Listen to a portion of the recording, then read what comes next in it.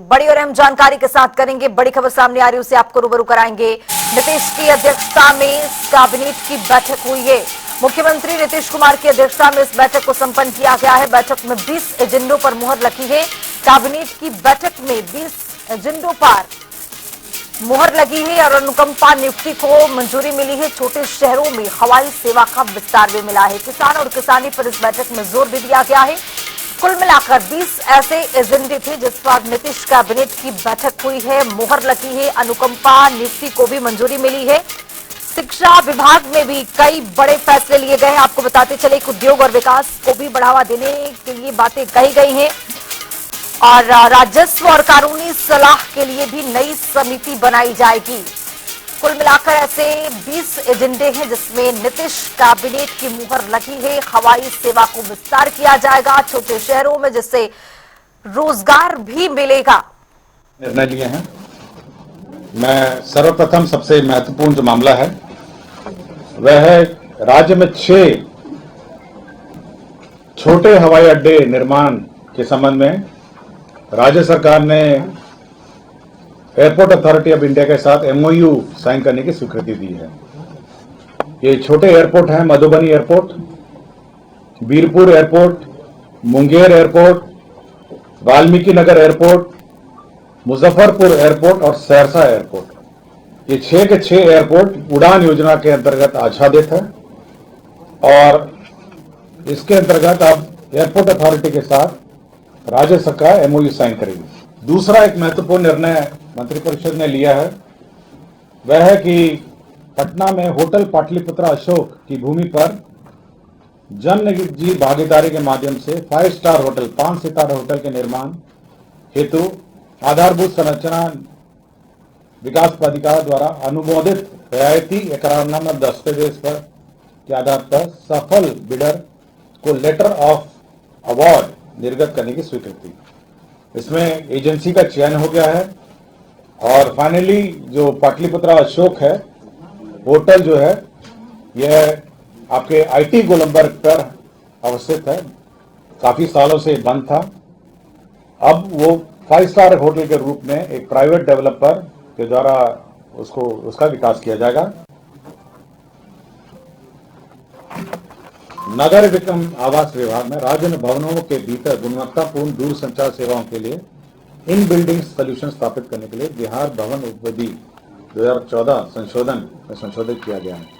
इसमें यह है कि अब 5G एस्टैब्लिश हो रहे हैं सभी पूरे राज्य में और इसके अंतर्गत 5G की जो एंटीना है उसको बिल्डिंग बाय लॉज का ही पार्ट बना दिया गया है और विद इन द बिल्डिंग वह स्थापित किए जाएंगे। विद इन द बिल्डिंग ही अब वो स्थापित किए जाएंगे। तो as a part of the building by law ये कम्युनिकेशन एंटेना 5G का भी स्थापित कर दिया गया। हाँ, मतलब as part of the building by law, अब अलग से उसका परमिशन नहीं है बट उसी को इंटीग्रेट कर दिया है। 5G का एंटेना छोटा होता है तो इसलिए इस part of the building by law उसको स्टैब्लिश। बिहार पुलिस के अंतर्गत गठित स्पेशल ऑक्सिलरी पुलिस सैप जो है उसमें 1717 सेवानिवृत्त सैनिक थे जो अनुबंध की अवधि है जो 1 साल के लिए और विस्तारित की गई है। स्वास्थ्य विभाग में लिपिकीय संवर्ग के लिए मूल कोटि एवं प्रोन्नति के पद पर नियुक्ति एवं उनकी सेवा शर्त निर्धारित की गई। दूसरा है राज्य में माध्यमिक उच्च माध्यमिक विद्यालय में विद्यालय परिचारी के पद पर नियुक्ति एवं उनके सेवा शर्त को निश्चित करने हेतु बिहार राज्य विद्यालय परिचारी नियुक्ति सेवा शर्त अनुशासनिक कार्रवाई संवर्ग निवाली 2025 स्वीकृति। इसमें भी वही प्रावधान किए गए हैं। जो कार्यालय प्रचारी हैं उनके पद पर 50% अनुकंपा के आधार पर और 50% सीधी भर्ती। तो यह भी हमारे जो शिक्षक कर्मी हैं कुछ आश्रित जो क्वालिफाई करते हैं जो लिपिकीय संवर्ग में और कुछ प्रचारी में, या दोनों अनुकंपा में उस 50% जो पद हैं वो आरक्षित हैं। मंत्रिपरिषद ने 20 मामलों तो नीतीश कैबिनेट का ये बड़ा फैसला आपको दिखा रहे हैं। अनुकंपा नियुक्ति को मंजूरी मिली है इस बैठक में और अनुकंपा नियुक्ति नियमावली पर पूरी तरह से आज मुहर लगी है। विद्यालय परिचारी के पद पर बहाली भी होगी और इसके साथ ही माध्यमिक उच्च विद्यालय में ये बहाली कराई जाएगी। इतना ही नहीं, स्वास्थ्य विभाग में क्लर्क की बहाली होगी। इस पर भी आज इस बैठक में फैसला दिया गया है। छोटे शहरों में हवाई सेवा का विस्तार किया जाएगा, जिससे रोजगार की संभावनाएं बढ़ती हैं। 6 नए शहरों के लिए एमओयू पर भी स्वीकृति हुई है। हर शहर के लिए 25 करोड़ रुपए दिए जाएंगे ताकि शहर का विकास हो सके। 6 एयरपोर्ट के लिए 150 करोड़ की राशि स्वीकृत की गई है। छोटे हवाई अड्डे विकसित किए जाएंगे और इस विकास की दिशा को प्रदेश में आगे बढ़ाने के लिए बड़ा फैसला लिया गया है। बिहार सरकार के बीच एआई और एमओयू के बीच में ये एमओयू साइन हुआ है। तो इसी खबर पर ज्यादा जानकारी के साथ हमारे सहयोगी राजधानी पटना से ज्ञानेंद्र वर्मा जुड़ रहे हैं। ज्ञानेंद्र, आज जिस तरह से देखा गया कि कैबिनेट की बैठक हुई और इसमें 20 ऐसे एजेंडे हैं जिस पर स्वीकृति मिली है, जिसमें शिक्षा भी है, रोजगार भी है, जिसको विकास की दिशा को आगे बढ़ाने के लिए कई तमाम ऐसे फैसले हैं। किसान और किसानी का भी जिक्र किया गया है। क्या अपडेट है और कब से इस योजना को धरातल पर लाने के लिए, कब से इस जिस तरह से मुहर लगी है, इन सभी चीजों को धरातल पर लाने के लिए क्या कब का समय दिया गया है? क्या कुछ अपडेट है इसको लेकर? देखिए, कुछ निश्चित रूप से इस बार बिहार में विधानसभा चुनाव होना है और इस विधानसभा चुनाव के मद्देनजर सरकार किसी भी तरह से जो लोगों को है वो नाखुश नहीं करना चाहती है। चाहे वो स्वास्थ्य विभाग का मामला हो, किसानों का मुद्दा हो या शिक्षकों का मुद्दा हो, तमाम मुद्दों को काफी गंभीरता से देख रही है। चूंकि बता दें कि जिस तरह से आज कैबिनेट की बैठक हुई है और कैबिनेट की इस बैठक में 20 एजेंडों पर जो मोहर लगी है, तो उसमें सबसे अहम मुद्दा अगर माना जा रहा है तो वो शिक्षा विभाग से जुड़ा हुआ। क्योंकि शिक्षा विभाग में आज जिस तरह से कैबिनेट की बैठक में जो एजेंडाओं पे मोहर लगी है, उससे लोगों में काफी खुशी का माहौल देखने को मिलेगा। क्योंकि लंबे समय से अनुकंपा पे शिक्षा विभाग में लोगों की बहाली नहीं हुई थी और इस बहाली की मांग को लेकर के लगातार शिक्षा विभाग के खिलाफ लोग प्रदर्शन कर रहे थे। शिक्षा विभाग के मंत्री और शिक्षा विभाग के पदाधिकारियों से मुलाकात कर अनुकंपा पर जो बहाली थे उस पे जो रोक लगी थी, उन पे जिससे जल्द बहाली करने की मांग कर रहे थे। लेकिन आज जिस तरह से कैबिनेट की बैठक में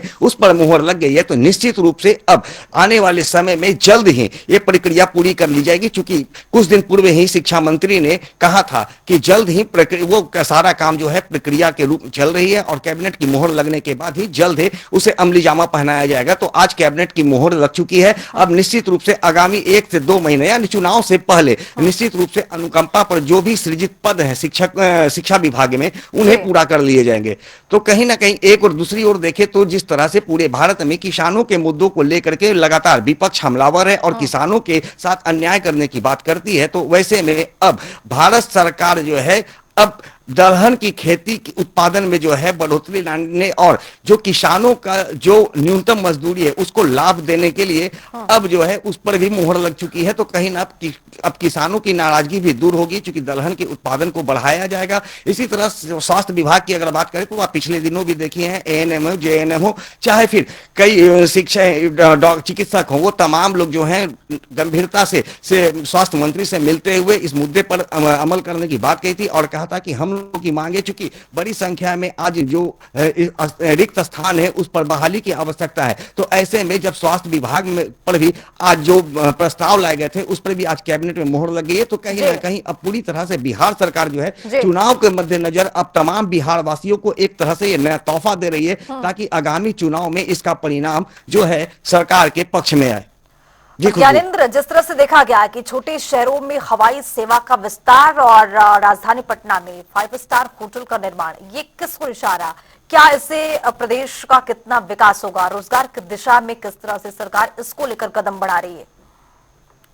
निश्चित रूप से उत्तर बिहार जो है वो काफी, उत्तर बिहार का कई इलाका जो है और खासकर सीमांचल की अगर बात करें तो ये बाढ़ ग्रसित इलाका होता है और जिसके कारण जब मानसून का मौसम आता है तो ऐसे में इस इलाकों में काफी परेशानियों का सामना लोगों को करना पड़ता है। तो ऐसे में अगर उत्तर बिहार की बात करें तो मुजफ्फरपुर, वाल्मीकि नगर, मुंगेर, इन इलाकों में अब जो छोटे छोटे एयरपोर्ट बनाए जाएंगे तो कहीं ना कहीं उत्तर बिहार वासियों के लिए एक बड़ा तोहफा होगा, बड़ी सौगात होगी। चूंकि रोड का तो जाल मुख्यमंत्री नीतीश कुमार बिछा चुके हैं। लेकिन अब जिस तरह से छोटे छोटे एयरपोर्ट अगर बनाए जाते हैं, 6 एयरपोर्ट बनाए जाएंगे, तो कहीं ना कहीं अब इस चीज को लेते हुए उत्तर बिहार के लोगों में काफी खुशियां होगी कि जो रास्ते अब उन्हें 4 घंटे में तय करने होंगे, अगर यहाँ पर एयरपोर्ट बन जाते हैं तो अब वही रास्ते अब उन्हें महज 20 मिनट से लेकर आधे घंटे में तय करने में काफी सहूलियत होगी और उनका किराया भी कम होगा। तो निश्चित रूप से बिहार के तमाम लोगों को नीतीश कैबिनेट के द्वारा एक बड़ा तोहफा दिया गया है और इस कैबिनेट की बैठक में जो 20 एजेंडों पर मुहर लगी है वो काफी अहमियत वाली है।